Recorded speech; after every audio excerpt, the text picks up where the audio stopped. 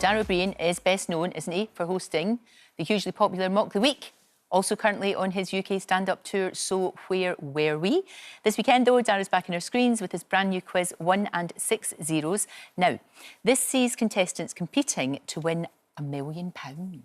Dara joins me now. See, that's the thing, Dara, when all that money's at stake, you start to doubt yourself. Look, the whole thing is that there aren't, like, we're on for an hour, it's £1 million, but there's only 7 questions. Oh. And the whole point of it is that you give loads of answers and you watch people stew. And you watch them, they're totally delightful, that family.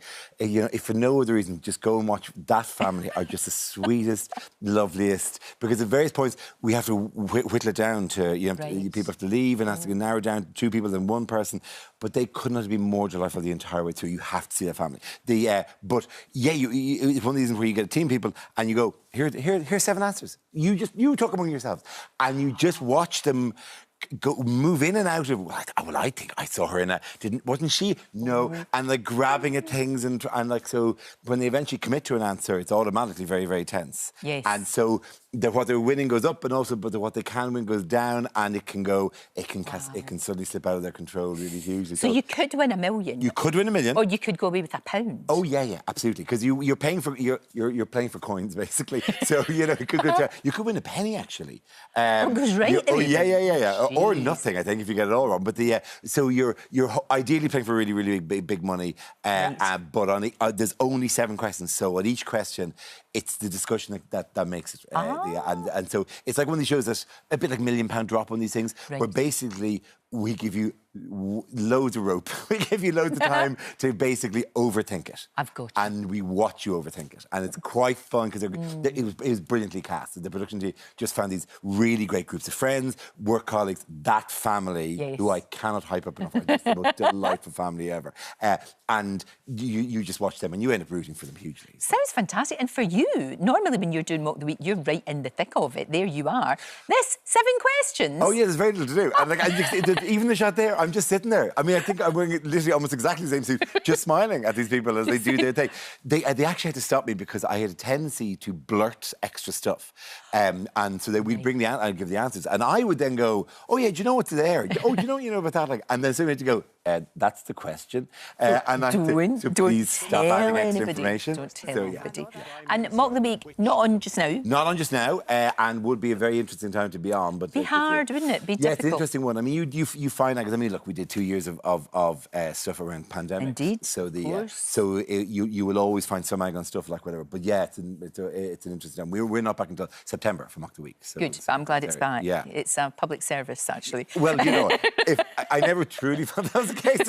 No, it really is. There was a point during when we were doing COVID and we're in people's homes. Yeah. And we had to do it all by Zoom, where it just and they were so excited because they wouldn't get down to see a recording of Mock the Week. Of course. But now they're out with their solitaires behind them, a lot of them, and genuinely really excited. And I used to then get them to do things like, you know, in between rounds, I'd go, OK, everyone go and hide. And then we come back and all the Zoom would be under couches and they'd all pop up again. Or we get them to find a weapon in the house. And some of the stuff people uncovered.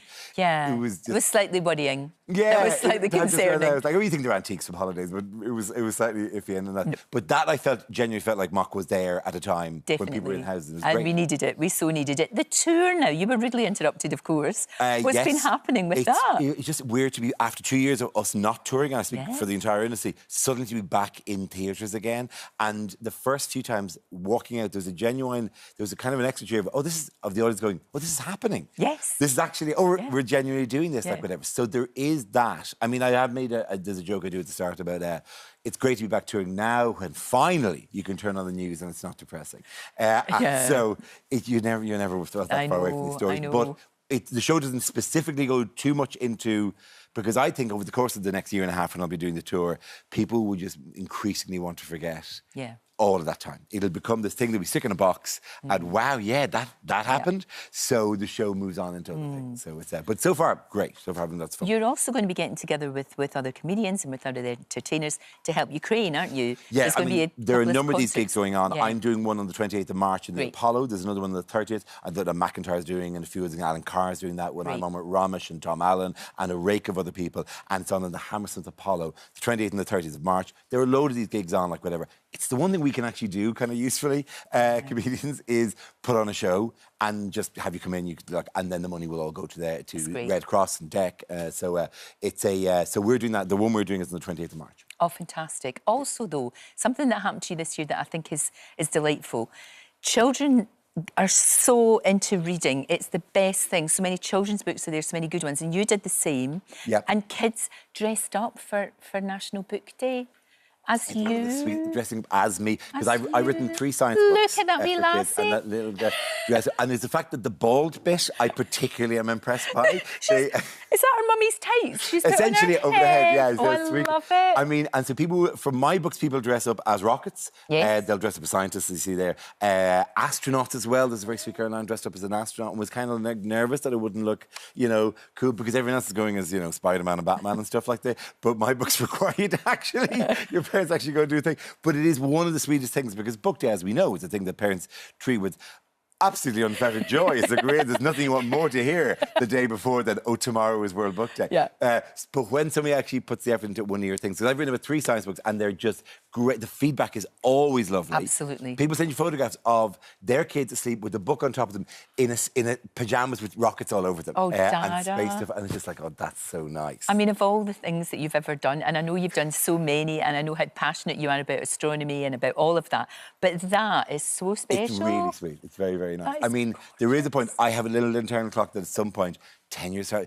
at some point maybe you'll bump into somebody that I'm sitting on a park bench feeding pigeons, and a scientist will walk past and she'll have a white coat and things. She'll go, oh, because of you, I read those books when I was a kid. Like, that would be it. That's it. I would happily go back to the pigeons at that stage. And what's great is that you were saying that actually the divide now when it comes to science is pretty 50-50 between girls and boys. A sort of 7 to 14, 9 to 12, that kind of core of it. Yeah. And I've kept an unofficial log of parents going, oh, my child is reading your boy book, he or she, and it's 50-50 boys and girls. That fills me with the joy. It's great. It's really, really good. Fills me with joy. And look, I don't know, yourself, teenage girls, and that's maybe tough to maintain that thing and all the pressures that teenage girls have. But at that age, it seems to be, there's no divide.